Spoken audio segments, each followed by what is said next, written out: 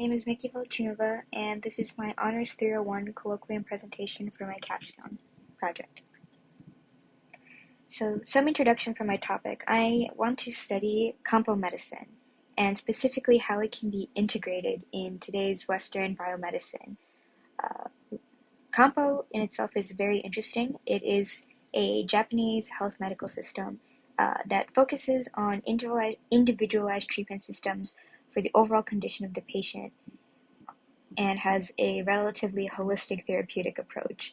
A holistic approach can also be considered an integrative medicine approach, where it considers the patient's overall well-being from their physical state to their mental state to even the environment that affects them, as well as their daily choices, and it basically incorporates the patient's voice in their healthcare rather than the standardized Western way of providing a standard treatment for every patient in regards to the illness that they're undergoing.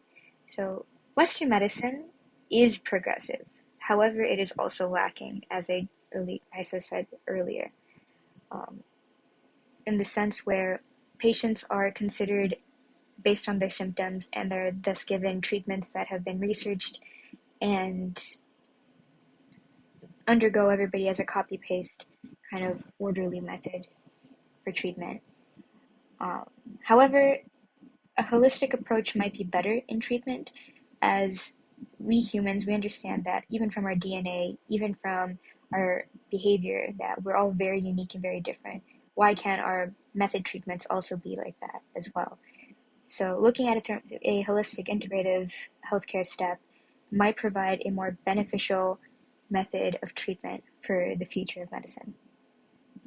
Some brief literature review to support that. In the example of HIV is a prevalent immunocompromised disorder that does not have a cure at this point in time. However, it does have a treatment, which typically patients of HIV have to take up to 3 medications daily. And in an in vitro experiment with the medicine Shosakaito, it showed that this herbal medication enhanced the anti-HIV activity of 3TC while it was tested with some combination treatments. And so,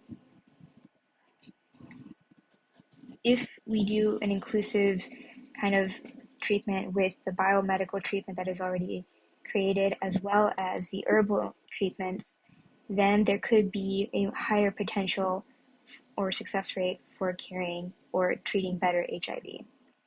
Overall, kind of stating earlier, right now, Western medicine has been considered a standardized method of operations where it's lost its humanity in a sense. And right now, a lot of patients are seeking holistic practitioners.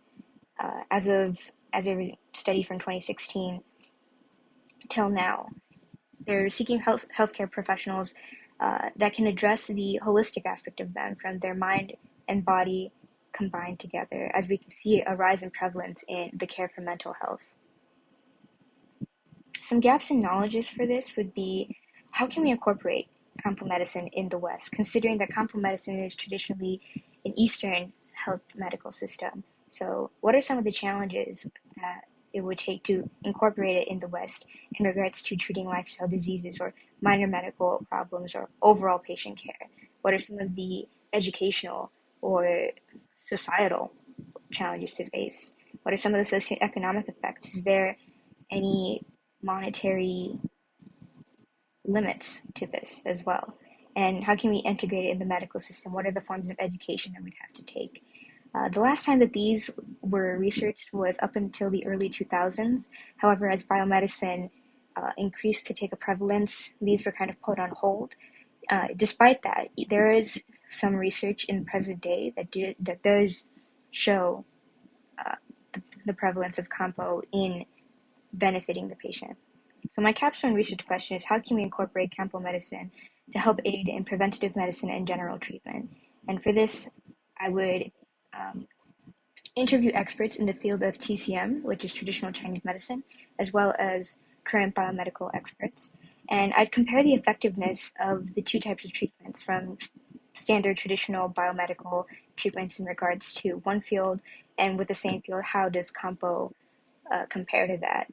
And do these two have effective methods in preventative medicines for lifestyle ailments like acne and diabetes? And which one is more successful, and how can we incorporate, for example, specifically in compo's case? Thank you.